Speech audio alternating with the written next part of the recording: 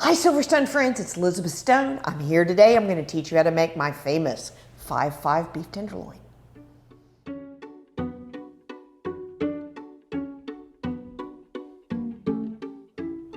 Here we go. So let me tell you, everybody always asks me, beef tenderloin, it's so hard to make. It is the easiest thing in the world to make. So the first thing you do is you go to the butcher and you ask him to trim your beef tenderloin. I've got about a 5-pound beef tenderloin here, trimmed, all ready to go. You can see we took all of the fat off of it. Beef tenderloin is tender. It doesn't need any fat. I don't care what anybody tells you, it does not. And so the reason I call this my 5-5 tenderloin is 5 ingredients, 5 minutes or less to get it ready. Easy, easy, easy. This is just some vegetable oil. I'm going to quickly rub the outside of the beef tenderloin with a little bit of this vegetable oil. I'm going to get down in the crevices there. I'm going to flip it over and we're going to put a little bit underneath here. And basically this oil doesn't add any flavor, but it's going to help our seasoning stick. And we basically use 2 different things. We use salt, just regular salt. Now sometimes at home I use a spice called Beaumont from Spice Islands. Love that. If you have that or have a seasoned salt, you can use that. Otherwise, plain salt and pepper is just great. And you'll notice that I'm doing a heavy. You need a fair amount of seasoning on beef. There's a lot of beef here. So you need to think about the fact that you need to cover all of it. And then we're just going to put a little salt and pepper on the bottom. Now, you think that was hard? That was it.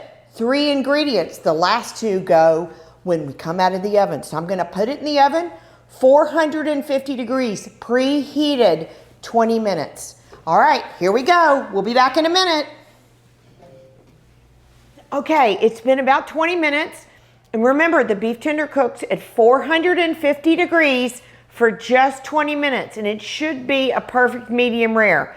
Let's see how good I am at cooking this beef tender. Oh, look at that. Look at that beautiful beef tenderloin. Oh my goodness. Isn't that a beauty? Nice and brown. Now I'm going to set this off to the side. So what we're going to do, remember I said it was 5 ingredients, so I have 2 ingredients left.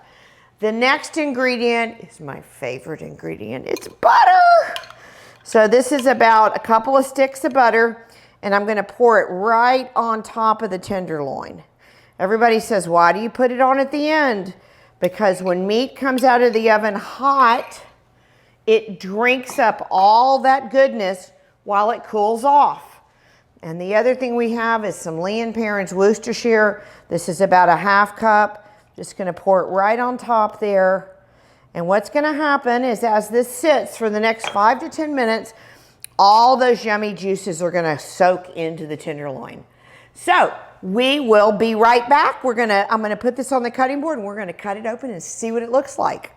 Okay, now we've had 5 minutes, maybe 7, and look, almost all the liquid is gone. So all that yummy goodness is now right inside this beef tenderloin. So I'm going to put it over here on the board. So I always like to start right down the center, the best part of the beef tender. Oh, look at that. Look at that beautiful beef tenderloin. Nice medium rare, maybe closer to medium, but it is beautiful. 20 minutes at 450, you'll never screw it up.